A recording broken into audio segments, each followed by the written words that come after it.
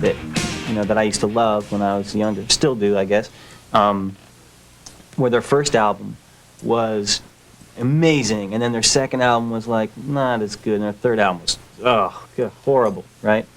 So what we tried to do with this record was keep the Winger sound, keep all the heaviness, make it really heavy, because I think our fans are, you know, into the heavy guitar-based rock and roll, and the key to that is riffs. Like, you know, 17 is a riff, and you get a good heavy guitar lick in there, and everyone's going to be happy. But at the same time, you evolve with the writing. You know, put some of Kip's amazing arrangements, and, you know, more of the stuff that made us a little bit different, to make this record really special for us, I guess, is that we were on the road for a year, like you said, a little more than a year, actually, and just playing as a band for a year, you get tight and you learn things, and you know when he's going to do something, and vice versa. And we had never played it as a band before on the first record. Comes out like that. Screen here, see, this is technicalities of recording. Me and other singers like me spit a lot and pop our P's, and when you do that in the mic it goes, you know. So this, you put this in front of it, and you sing into this and see it catches all your spit, and you got all those food bits in there, and all my lunch is on this thing, so maybe I'll save it the way it is and we'll auction it off later. Food bits. I'm not too fond of shooting videos, actually.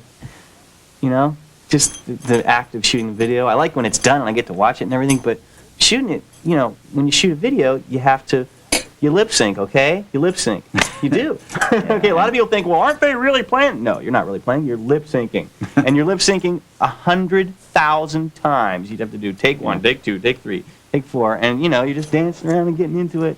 You know, it just, God, you never want to. It's a little uncomfortable feeling, you know, when you've got like 50 people standing there and you're jumping around and you're not playing, you know, it's like, yeah. Thanks, Reb. You just spoiled it for everybody. We were all sitting here thinking you guys were really playing, and now you blow it for all of us, destroy the whole myth of all rock and roll videos.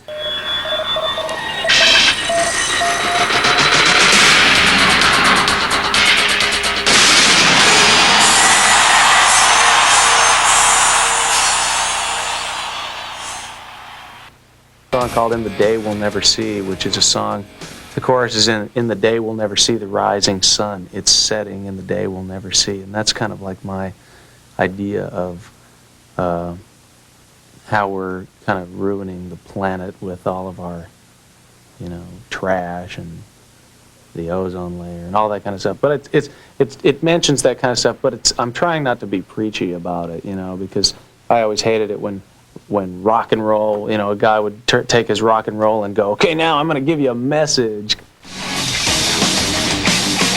Like a result of Kip Winger's genius arrangements. He worked on it all year. Every time we were like, what are you working on now? What do you think? What do you think, baby? And there's so many it's parts. Always the same song. It's a real complex tune. Yeah, there's like 1,700 parts at the end. I mean, it has parts written for cellos and, you know, and horns, and it's an extension of Headed for a Heartbreak, which I thought was a really great piece of writing. But this is even greater, I think.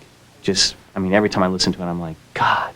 And I wrote like the solo section, you know, this little teeny solo section, but my name gets to be on it, and I'm so happy.